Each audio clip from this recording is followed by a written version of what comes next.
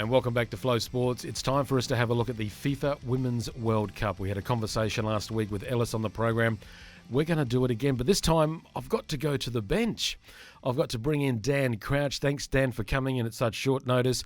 Our best wishes to Ellis. I did warn him, it's the middle of winter. If you're going to wander around the streets with those exposed ankles to keep up a fashion trend, you're going to suffer for it. Yes, you've got me deep off the bench here. You got me, I think I'm the last man off the bench. Soccer's not one of my best sports, Football. but football. I apologise. It's football this time of year, but it's not my most knowledgeable sport, but not my least knowledgeable either. So, well, you're going to be learning, and it's no better way to learn than with the FIFA Women's World Cup. That's it. And it all starts tomorrow, less than a day away for the big game. And because it's hosted in New Zealand and Australia, the first game will be in New Zealand. And just a bit of controversy already with the Kiwis, Dan, is the lack of support in the country itself for their football ferns, which Ellis has already predicted to go all the way, which was a big call for Ellis, but we'll touch on that another time. But the Kiwi media haven't really got behind the team, which is really annoying and surprising. They all seem to be focused on one team only, and that is the All Blacks, who have got some big games coming up against the Wallabies. But we're not going to touch on those. We've done enough of that. We need to focus on the football ferns who, well, they're ranked, as I note here, they're 26 in the world. Their opening game will be taking on Norway, who are ranked number 12. Now, the Kiwis do have some quality players in their team that are doing very well in the US.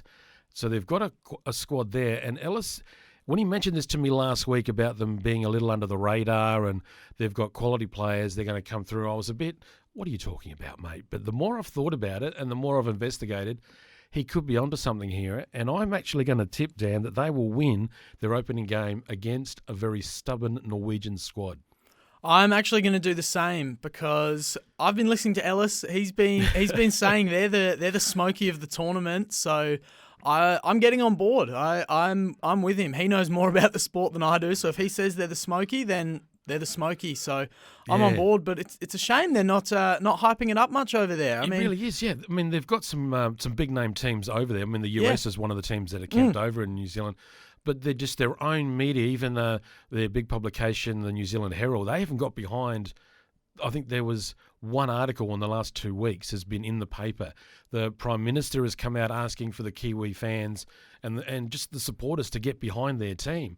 And it's the FIFA Women's World Cup. Come on, get behind your team. It's a big deal. And, hey, if they don't want to sell out the stadiums, I think there are some Aussie fans who would probably cop the international airfare over the ditch and, go and see a few games over there because they can't get tickets in Australia. So, there's that option. There you go, Qantas. Put a little package together for some Aussie fans and we'll head over. Good holiday in New Zealand and see a couple of games. But anyway, that's the first big game that is taking place tomorrow. New Zealand taking on the Norwegians, and we're both going for the Kiwis, the football ferns, to be victorious in their first group stage match. On to the second game, that is here in Australia. It is a sellout crowd. There was a big sellout crowd last Friday night for the friendly against France. It started out friendly and there was a few sort of biffo moments, but I think that's just the way the two teams played. Yeah. And it was, I thought, very well refereed and a great result. Great goal by Mary Fowler too, with a 1-0 victory over the French. How that pans out, one of the commentators mentioned that they could, if things go certain ways, face each other in the knockout phase. I'd like to see that because I think it would be a different attitude with both teams, but I think the same result. But anyway, the Australian squad, they take on the Republic of Ireland. 80-odd thousand fans will be there, setting a new attendance record for a women's game in this country. I think that is fantastic news, Dan. Yeah, that's amazing. It's great the way we just talked about New Zealand haven't promoted it. We've been promoting this really well. Yeah. It's going to be probably the biggest women's sporting event we've ever seen in our country, maybe with the exception of some Olympic events at Sydney back in 2000. But yeah, it's going to be massive. And you mentioned that not so friendly game against France. That just goes to show the the heat in this competition. Even in the friendly prior to the competition, they're in win mode. Both teams there, so Very focused. Really very keen, focused. really keen to see the attitudes of the Aussies as they come out in this opening game, and I think Yeah. it's going to be a big win for the Aussies. I was chatting with the Flowman about it earlier in the week, and I said to him that maybe a decade ago, the Aussies in a similar situation, we wouldn't have been so aggressive. We would have backed off a little bit. But it just shows you the way the culture in the team has changed, the way they've been coached, and their determination to do a positive result in this FIFA Women's World Cup, because they were not giving an inch, those girls. And this was a friendly. They were not giving an inch. So I think that bodes well for the rest of their competition. But they've got to get past the first hurdle, and that is taking on 22-ranked the Republic of Ireland, who are not to be taken lightly. Ellis warned me when we spoke last week. They did have a game against. They were playing a side the other night. I forget who they were playing, but the game got called off after 20 minutes because of overly aggressive play, and that was Wow. only again a friendly game. But the Republic of Ireland team, they got together afterwards, ran out a few drills, and they are ready for this game. They are ready. They're not going to be fazed by taking on Sam Kerr and our Aussies. Are you concerned about this result? Could we be hyping it up too much in a way that could be a bit of a disappointing result for us? Well, I thought the Matildas were ready with their attitude after their friendly, but I didn't know that about the Irish game getting called off. So clearly Yeah. they're in match mode as well. They've had wins over Sweden and Finland recently, so Solid. they're coming on.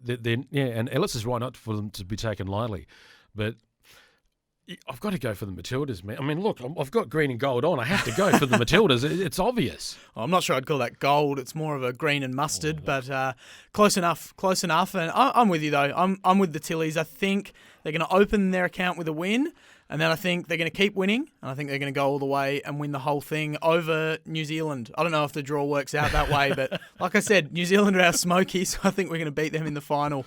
But Sam Kerr's in unbelievable form, and you mentioned how competitive they were compared to 10 years ago where they might have backed off, and it's just a cultural thing. I mean, this group's been together for a while, and the culture has been building. They've really gotten Australia behind them, whereas 10 years ago, Australia might not have cared quite as much about the Matildas, and of course, being on home soil helps a lot, but the momentum going into this tournament has just been huge. There's a real push for the Matildas to do well and for people to support the World Cup, and people are doing so. So really looking forward to the first game and what sort of damage the Matildas can do going forward. Go Matildas. My final thought on it is that all the kids watching, all of them, boys and girls, just think in 10 years' time where Australian football could be, because there's going to be a whole group of kids inspired by what they're witnessing over the next month.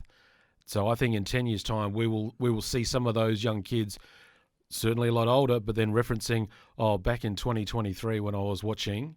And definitely. so I think that. And we've seen it with the AFLW as well. That's come in and that's taken strides over the last 10 years. And as a result, we're seeing lots of young girls and young women playing football now. And women's footy is growing massively. And of course, when I say football there, we're talking about Aussie rules football.